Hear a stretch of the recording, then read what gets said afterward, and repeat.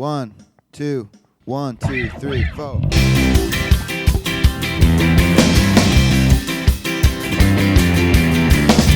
Hey everybody, it's Sam Jacobs. Welcome to the Sales Hacker Podcast. Today on the show, I'm excited to have my friend and New York Revenue Collective member, Jessica Wilkeyson, on the show.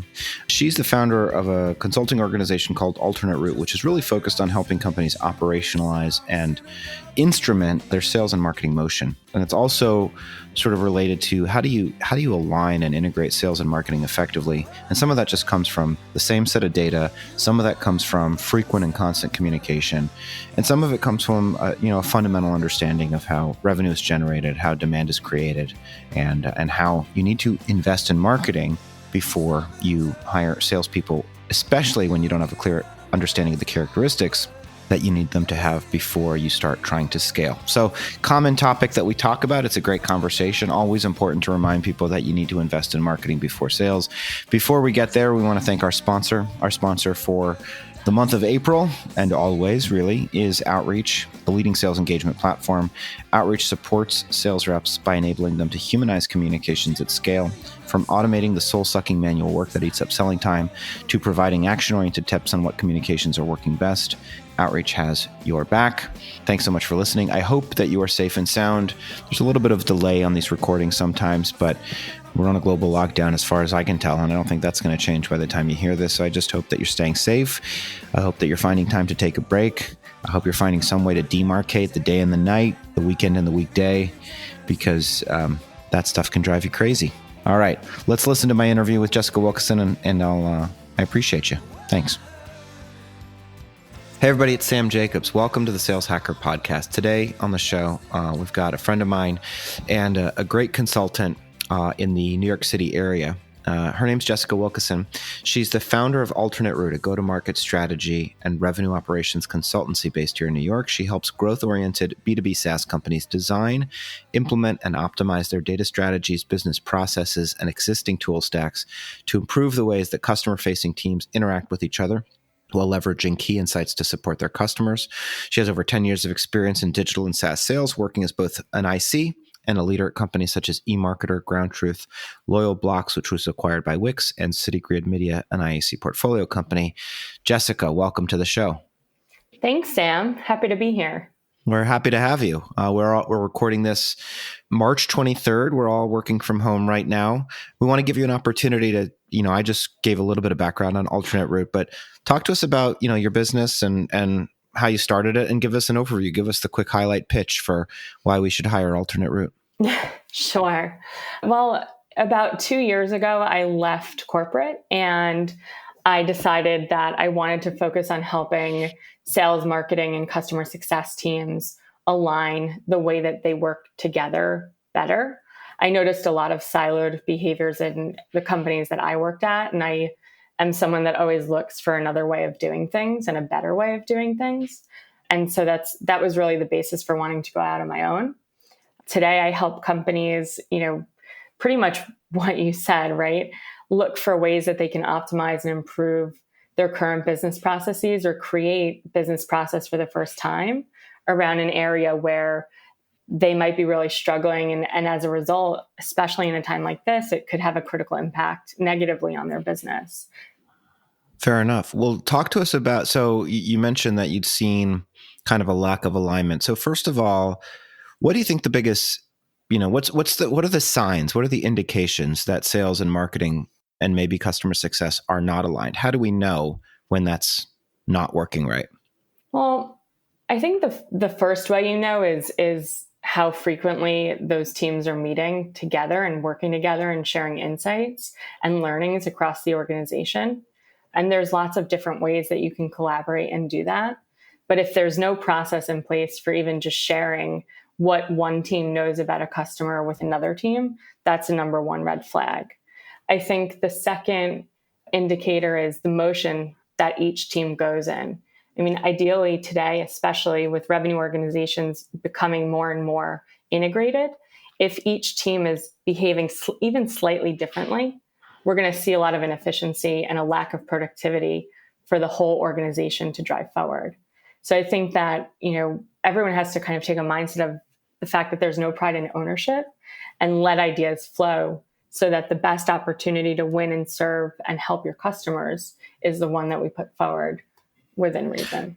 When you were at eMark, so is the example of a lack of alignment, is it just missing goals, missing targets? Are there ways of diagnosing the pipeline?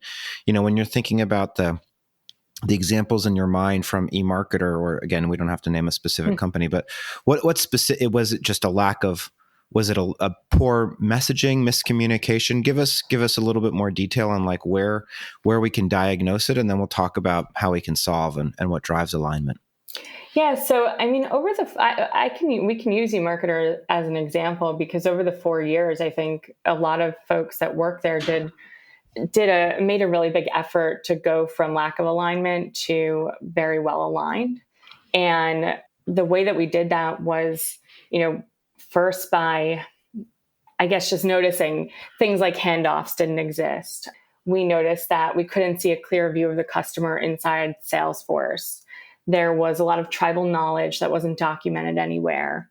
We lacked process, and the materials or the motion that marketing was taking wasn't necessarily one that reflected the needs of sales or the interests of our customers. And so once we started to get together and talk about those solutions, then we worked with our ops team to bring those needs to life inside the business. And it took years to really move from lack of alignment to being very well aligned and a well-oiled machine. What role do incentives play in alignment? And I guess that leads to a question of how do you think, how do we use incentive to drive tighter collaboration between sales and marketing? So I don't know that I can really speak to the incentive side. Our marketing team was really small. And I know that they, at the time, were gold on MQLs. And so I think today that's maybe a little bit of a different process where marketing is, being encouraged more to align with a revenue target. And to a certain extent, I think that's a challenge because marketing is never going to be able to, directly deliver revenue to the organization, but they can influence, in the moments that matter, how the revenue teams, right, customer success and sales, are able to connect better with their customers. And so I don't think we've got it perfectly figured out in terms of how to incentivize alignment, except for the fact that if we all focus on treating the customer the best way possible and making that relationship as good as we possibly can, you'd hope that was incentive enough for everyone to try to work better together. Fair enough. When you're out there consulting with your clients, so let's talk about your practice of alternate route. When you think about the most common business problems that you're dealing with as a consultant and how you're helping your clients solve those problems, what are they? What comes to mind? Well, the first one is data. A lot of companies, whether it's HubSpot or Salesforce, in terms of a CRM that's been implemented, it's been implemented either years ago or without any documentation for how and why things were done. And so, most teams really struggle to see their customers and the information that they need about their customers in a single view. A lot of teams don't trust the data that's in Salesforce. And so, they don't use it to kind of take further actions. So the number one issue I see is a data integrity, data accuracy issue with Salesforce and other CRM systems. The second issue that I see is maybe the adoption of the implementation of a certain technology, but very, very low adoption. So companies gone out, they've bought this SaaS platform to help with X, Y, and Z, and then they didn't really finish implementing it, or nobody's using it, or nobody's maintaining it. And so lack of enablement through tech is another challenge. And on the other side of that, I think service from SaaS providers has been a challenge, even in environments that I've been in at certain times. Are there categories where you see, we don't have to name specific vendors, mm-hmm. We don't want to do that, mm-hmm. But are there categories where you see people buying software and then not using it correctly? Or not using it enough at all? Yeah, I think sales engagement platforms. I think customer experience and customer success platforms. And primarily, I think the challenge with those two platforms is that they're not integrated properly into Salesforce or HubSpot. And so what one team is doing may not be reflective of what the other team is doing. And that's what I mean about those little motion differences that can make a big impact on reducing productivity across the go-to-market organization. Fair enough. And maybe you're saying like maybe within the sales engagement platform, the messaging's off or they're not using full capabilities, things like that? Yeah, I think, 100% the messaging is off. I mean, even recently I saw, a number of companies send out messaging, given the climate that we're in today on March 23rd, that just, it was not appropriate. And so I think because these tools are automated in certain cases at 100%, we set and forget them. And it impacts brand and perception and your, the human element of what these engagement platforms at scale are meant to provide. We're just using them as a way to kind of check a box instead of using them as a way to really personalize and thoughtfully message our customers and engage with them. Yeah, it's hard to do. And, those forces are sometimes in opposition. Our sponsor Outreach talks about humanization at scale, but as much as I love them, I'm not always sure that is in fact possible, to send 1 million messages to people that are all completely tailored to them as individuals. That feels like a difficult challenge. I mean, so I implemented SalesLoft at eMarketer, which Outreach I don't think was around at the time that I did it. And I ended up being a big resource inside the organization for that tool. What enabled us to use it in such a way that allowed for real personalization at scale goes back to the data quality that we had. We ran a really tight ship and had a best-in-class implementation of Salesforce. And it wasn't until I left that business that I understood why that was so powerful and valuable to us, because it reduced the friction of actually sending content and messages out in a way where we could scale our communication positively to impact or to maybe reduce the time in writing a message and focus that time on finding the insights across different tools to personalize that message more. You mentioned that the biggest challenge is data integrity. What are some steps? How should we think about getting a handle on this difficult issue? Particularly, we had, I interviewed Todd Abbott a few weeks ago, COO and president of Insight Squared. And his whole point is that if the solution to data integrity is mandating reps enter more information into Salesforce, then he doesn't believe that's a solvable problem. Do you disagree with that? Do you get to data integrity through kind of better compliance from reps, or are there other systems or tools or processes that you're recommending? So I actually know Todd, and I agree with him to an extent where, and there are other leaders that I think would agree with this as well. Anything that's rep reported or required to be rep reported is going to have a huge margin of error in the accuracy and in the timeliness of that data being recorded in your system. So if you as a leader are making all of your decisions only based on what reps are putting down, anecdotally, there is so much information missing from the context of just that data that it almost doesn't make sense if there's no way to automate the recording of some of that activity back to CRM. So that's where I do think that engagement platforms and other platforms that write activity history back to CRM become really valuable in terms of measuring the efficacy of your process. But what else would you recommend if I want to hire alternate route and you identify correctly that data integrity is a problem? What are some of the strategies that you're going to sort of talk about in terms of cleaning up the data so that we can rely on it? The first thing I would do is look at how much of the data is free text and not required. So you can put certain guardrails in place so that if your accounts and contacts aren't related, for example, and I've seen this in a certain situation recently, like relating those things is a basic step you can take to starting to clean up data integrity. Implementing something like a lean data to route contacts and accounts to leads to contacts and accounts where a rep might own something faster is an easy way to clean up data integrity. looking at enrichment tools that, provided you've kind of mapped out your ICP and you understand where your opportunities are, because you'd want to do that before spending on enrichment. That would be another way to make sure that you're improving your data integrity. It's very hard to go back and say, we're going to fix all of these things, because it's an inefficient activity to do.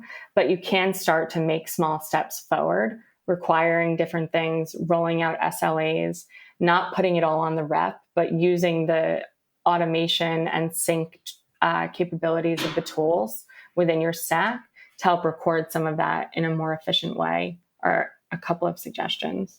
Those are good suggestions. And just for the folks out there, the SLA is really about internal departments, that it's the agreement that they make with each other on how they're going to deliver service to each other. And that's why it's called a service level agreement. It's like marketing agrees that they're going to deliver these kinds of leads to sales, and sales agrees that they're going to respond to leads within this period of time, within 10 minutes. And that's the agreement that they have in place. And sometimes you even have the department heads sign off on it.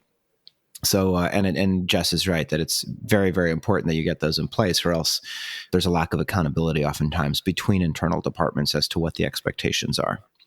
Yeah, and I guess an easy framework to start, implementing things like that would be something like a RACI framework, where you have, different levels of ownership and different levels of accountability for the roles within a certain team or cross team function for a process that you want to run, or a service that you guys are going to provide to one another. Right. And so again, folks out there, RACI is responsible, accountable, consulted, and informed, I think is the C. It's RACI. And it's basically a chart for who's going to do things and then who has to know about them as you do them. So yeah, I mean, a lot of what is happening, I think a lot of the skills that you need today to work well together across departments almost look like project management skills. Yeah, they absolutely do. So data integrity, alignment, one of the other lessons that you've learned is, the importance of investing in marketing and how to think about hiring salespeople. So talk to us about sort of your perspective there. So in terms of investing in marketing, when I started my career, there was no such thing as a company giving me a lead, right? I was out on the street, knocking on doors, literally walking into small businesses, getting rejected door after door after door, right? Trying to sell them online advertising. Today, I think that for many organizations, that still rings true, that marketing doesn't generate the leads. Sales is supposed to generate their own leads. And I just don't agree with that, because I think that marketing, their role is to help and enable sales, right? To generate leads for sales based on what they know about the accounts and where the business is winning and what the best opportunities are, using data and other business intelligence tools that they have access to then, start to help sales access the stakeholders in a buying committee, which has gotten much more complex over the years, so that they can start those conversations. Asking sales to own that entire process end to end with no support from marketing is an easy way to burn your team out. And it goes against the concept of alignment, which is working together to help the business succeed. And so when you think about, you said, one of the things you've said to me in the past is don't hire salespeople without a clear understanding of the characteristics that you need them to have. What are some examples when you've gotten the characteristics wrong or the inverse, gotten the characteristics correct? So I guess in terms of hiring, I think you really want to understand what's the type of what kind of company are we? What do we need this salesperson or these salespeople to do? Are they more of a hunter? Are they more of a farmer, a gatherer? Do they need to build relationships at multiple levels of the organization?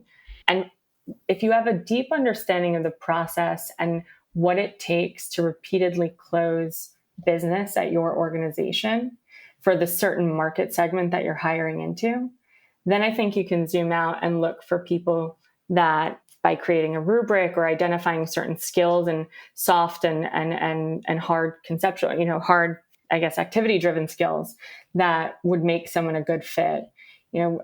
not everyone is going to be the superstar, and nor do you want to have everyone be a superstar in an organization. I think today it's much more about creating a strong team and removing things like sharp elbows, which is something that an old boss of mine was, really adamant about, and collaborating as best as you can while focusing on your own goals. So those types of characteristics, as well as those that can be coachable, those that, are willing to lead without a title, those that, I guess, care about the organization a little bit more than just getting a paycheck and a job, are the types of characteristics that we really need today. Absolutely. We're in a moment right now, we're recording. I work from home sometimes. Mm-hmm. Now I work from home all the time. You've worked from home for the last 2 years. Mm-hmm. And there's a lot of folks that are new to the environment of working from home. So I guess a couple of questions. One of them is, what's your advice to people that find themselves newly working from home and to organizations that find themselves remote? Those are kind of two questions. Let's tackle them, in sequence. First, what's your advice to the individual to help make sure that people, get as much done as they can when they're in their living room? Well, it's hard, right? There's no way around it, especially considering when we're recording this, we have a shelter in place order. So this is a different kind of working from home. There's a feeling of being stuck and this feeling of cabin fever. And over the weekend, I looked up that definition, because last week, even I felt stuck. And, I think you have to really listen to yourself. And if you can't do something right now, you have to not do it and just go and take care of your mind and yourself first and come back to it later. There's an understanding across companies right now that not everyone is going to be perfect. And yes, we need to push forward, but we need to make sure that we're doing it in the right way for ourselves. I think another issue right now that we're facing is, since we can't leave the house as much, there's the, constant loop of work, right? So before the shelter in place order, I would try to, work at my best hours throughout the day and stop when I was less productive.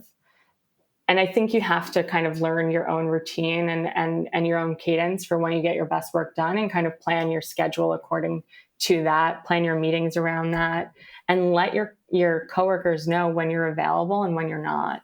Because just because you're home and online for the first time, you don't need to always respond right away. You don't need to be available 24/7.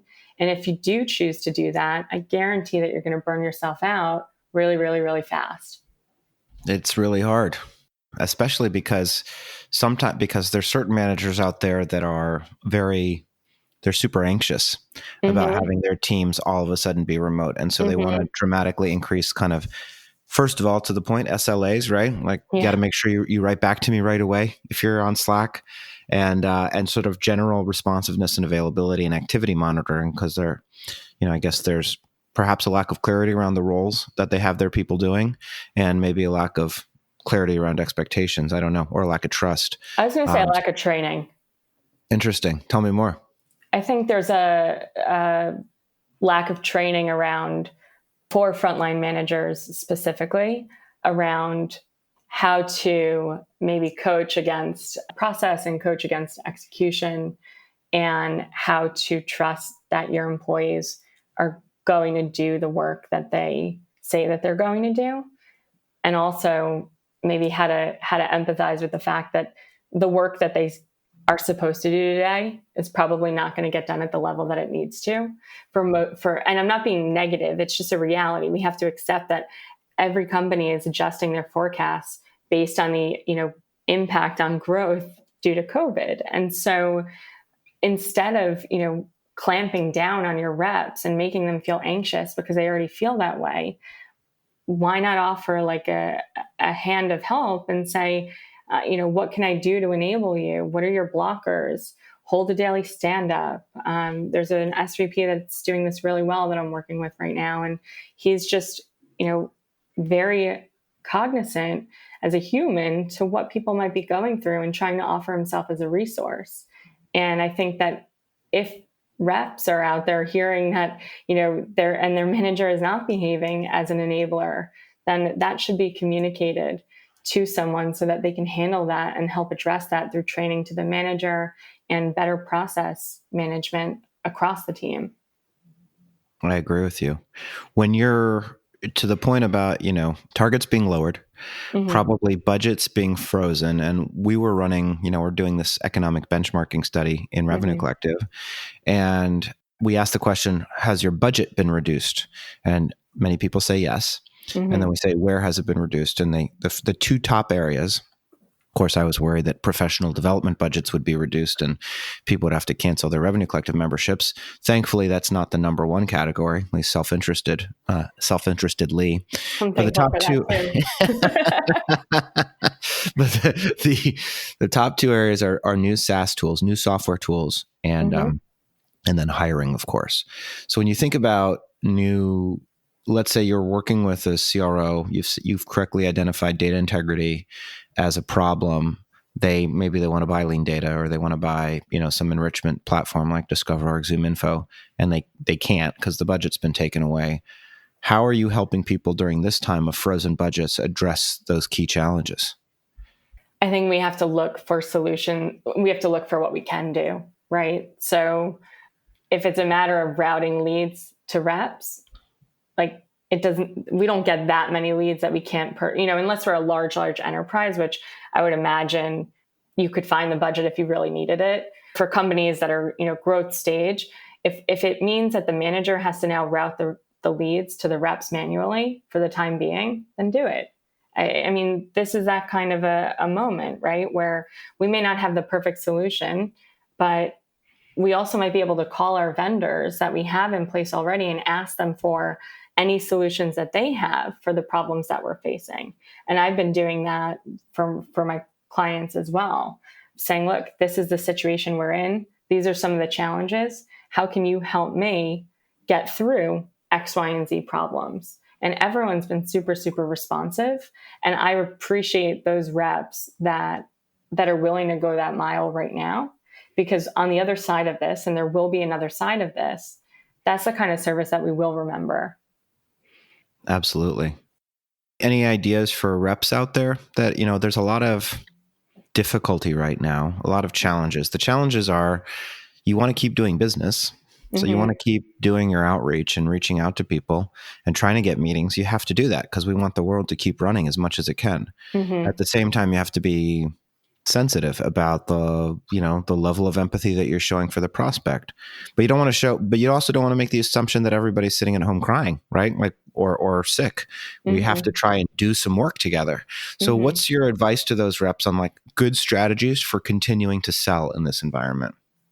So the number one recommendation I would have is to be aware of your mindset before you start your day or before you start an activity in terms of engaging with customers or prospects. If you're in a negative mindset and you don't feel like you can be your best self in a customer-facing engagement, then don't. Go do something else.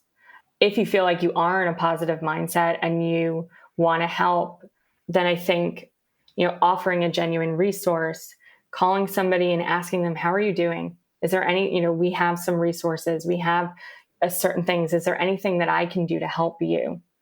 And I'm not calling to sell you anything. I'm simply calling because I know that it's a tough time for everyone. And if I can help in any way, I want to be there for you, right?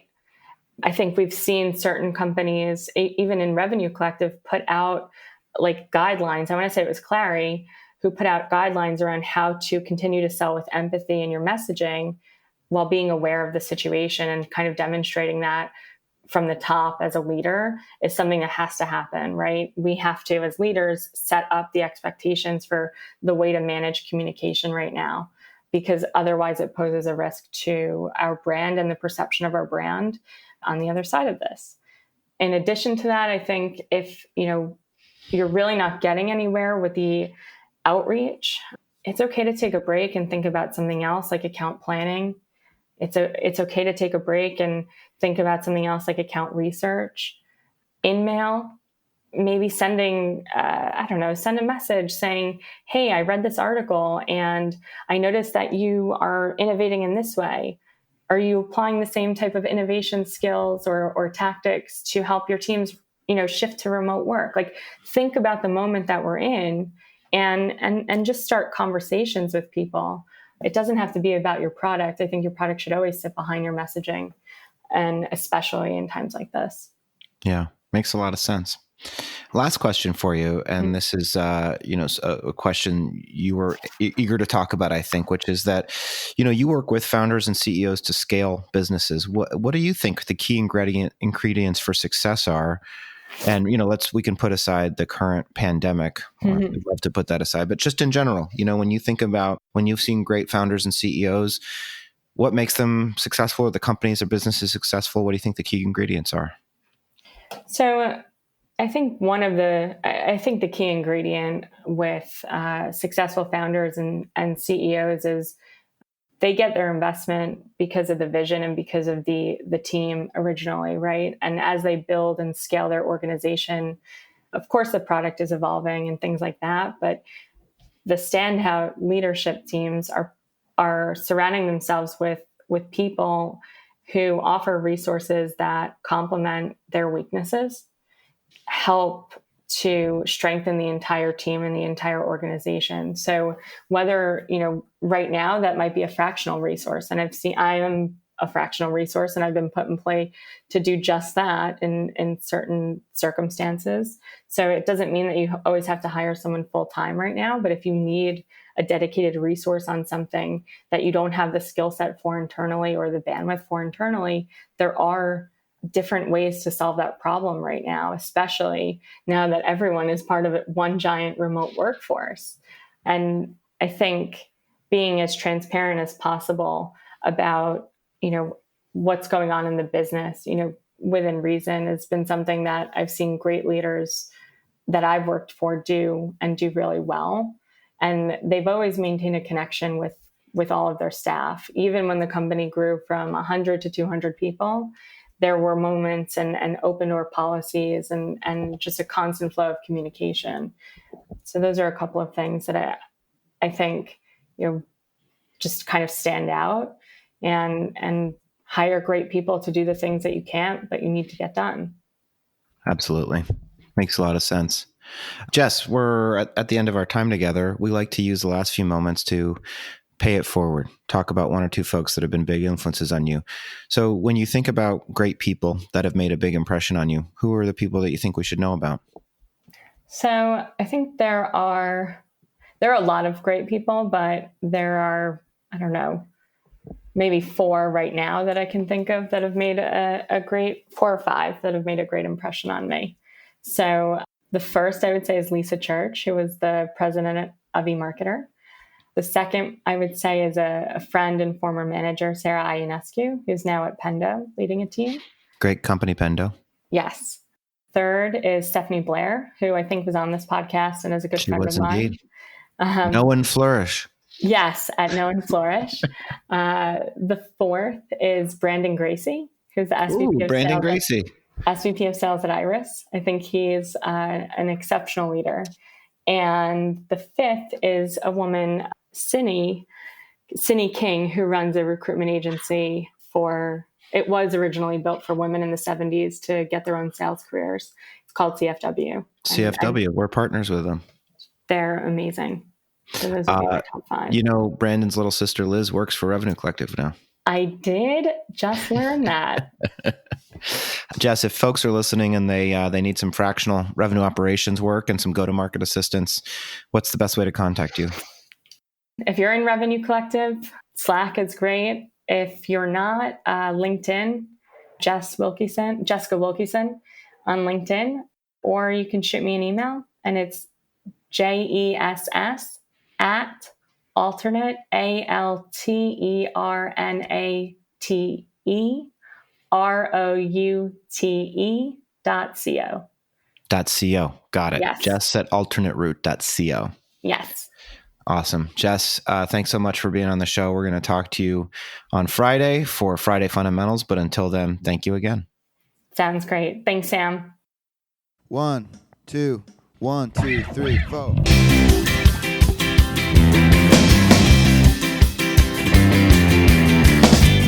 Hey folks, Sam's Corner.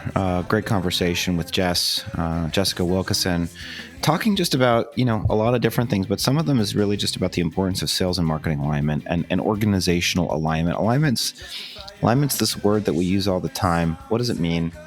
It means people moving in the same direction. So how do you get people to move in the same direction? There's two factors. Communication, that's true. But communication doesn't matter if incentives are not aligned. You need to make sure as much as you can, because the other part of incentive structures is they have to be simple, because the people in the bowels of the organization, the frontline people, the salespeople, the marketing analyst, the customer success manager, the customer success representative, everybody has to understand their incentive structure, understand the key goals of the business. And what your job is as a leader is to make sure that those goals line up as much as possible and that everybody is incentivized to do something that results in collective success for the organization. That is alignment. So an example of sometimes things being out of alignment, if the marketing team is designing, is compensated. It doesn't really have to be just compensation, to be completely honest with you. A lot of people, it's not that they're motivated by compensation, they're motivated by success. And they are told that the keys to success are this dashboard. And this dashboard has numbers that go up. And the number that we want to go up for you, Mr. or Ms. or non-binary marketing person, that number is marketing qualified leads.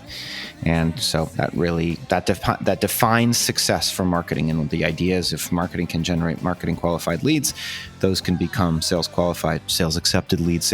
By the way, anybody that tells you that there's a strict nomenclature and that it's always sales accepted lead to sales qualified opportunity, that's not correct. Every company defines it differently. But generally, marketing qualified lead to sales accepted lead to sales qualified opportunity, right? The point is marketing builds demand, sales turns that demand into money. The point is that sometimes marketing qualified leads are kind of abstractions about the ICP, the ideal customer profile, that don't directly lead to good conversations with the sales team. And so, marketing qualified lead might look like something. You might give a score to somebody in Russia. If you only sell in North America, you might give them 10 points on the marketing qualified lead score. But there's so many of those people that all of a sudden you're handing over those people to the sales team, and the sales team can't actually make the sale. And so that's out of alignment. You're not in alignment, because even though you've created the system that you think is perfect, it's not perfect. So what is the way that modern organizations are driving alignment between sales and marketing? They're comping, but again, comping is a misnomer. They're measuring the success of marketing based on revenue generation, increasingly, which is aligned because it's aligned with the sales team, because that's also how the sales team is measured. And of course, that's how the company is measured. So when we think about alignment, just remember two things. Communication and measurement are the two factors that drive successful alignment. It's no good to have lots and lots and lots of meetings with the marketing team if you're on sales, or the sales team if you're, that's not enough. It's not enough. That drives empathy and that drives improvement.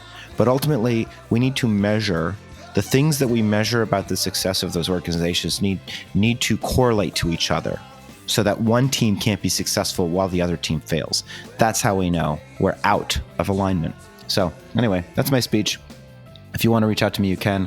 LinkedIn.com/Sam F. Jacobs. We always want to thank our wonderful sponsor, Outreach, an incredible organization, incredible group of human beings.